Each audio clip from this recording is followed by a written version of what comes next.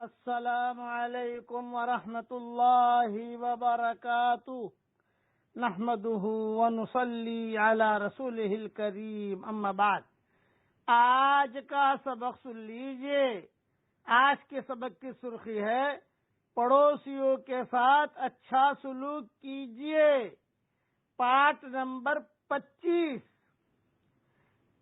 ایک حدیث سن لیجئے جو زبردست ہے۔ حدیث شریف میں ہے کہ حضرت محمد صلی اللہ علیہ وسلم سے سوال کیا گیا، کون سا گناہ سب سے بڑا ہے؟ آپ صلی اللہ علیہ وسلم نے فرمایا، یہ کہ تو اللہ کے ساتھ کسی کو شریک ٹھہرائے، اس حال میں کہ اس نے تجھے پیدا کیا ہے۔ اس نے کہا، اس کے بعد کون سا گناہ بڑا ہے؟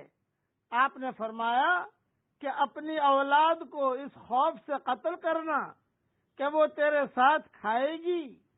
اس نے پوچھا، پھر کون سا بڑا گناہ ہے؟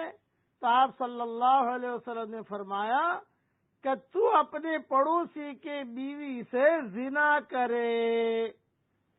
بس اس سے اشارہ سمجھ لو، پڑوسی جو رہتا ہے، شوہر گیا ہوا ہے کسی جگہ، بیوی اکیلی ہے اور اس نے زنا کر لیا، یہ اس کو بہت اکبر الکبائر فرمایا۔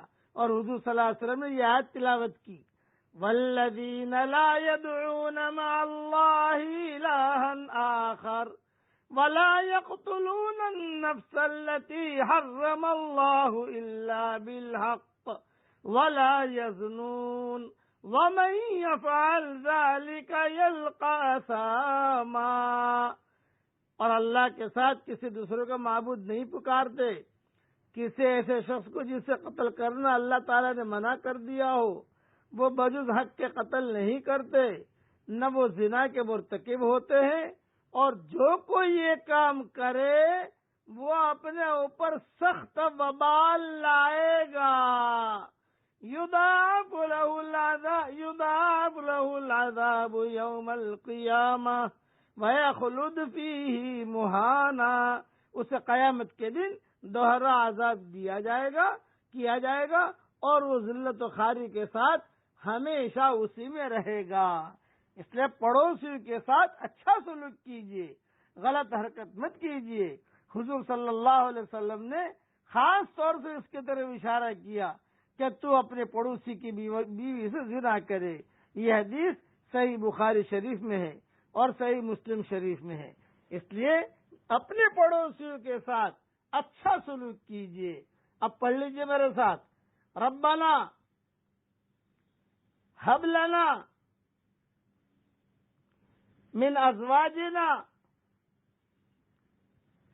وذریاتنا قرۃ اعین واجعلنا للمتقین اماما۔ بس اس کا ترجمہ وغیرہ سب لکھ کر بھیج دیتا ہوں انشاءاللہ، بہت محفوظ کر کے رکھیے۔ اگر ہم چاہتے ہیں کہ ہماری اولاد دیندار بنے، اور ہم چاہتے ہیں کہ ہماری اولاد بدبخت نہ بنے، ہم چاہتے ہیں کہ ہماری اولاد سعادہ میں ہو، ہمیں یہ دعا پڑھنے کا اہتمام کرنا چاہیے۔ یہ قرآن شریف کی دعا ہے اور نیک بندے یہ دعائیں مانگتے ہیں۔ وعباد الرحمن الذین یمشون علی الارض ہونا، یہ نیک اللہ کے جو نیک بندے ہیں، نیک بندیاں ہیں، ان کے زبانوں پر یہ دعائیں آتی ہیں، یہ دعائیں مانگتے ہیں۔ اس لیے ہمارے یہاں بھی تہجد کا وقت ہے، میں دعا کرتا ہوں کہ اللہ یہ دعا ہم سب کے لیے اور ہماری قیامت تک کے آنے والی نسلوں کے لیے قبول فرما، اور پڑوسیوں کے ساتھ اچھا سلوک کرنے کی تو ہم سب کو توفیق عطا فرما، آمین۔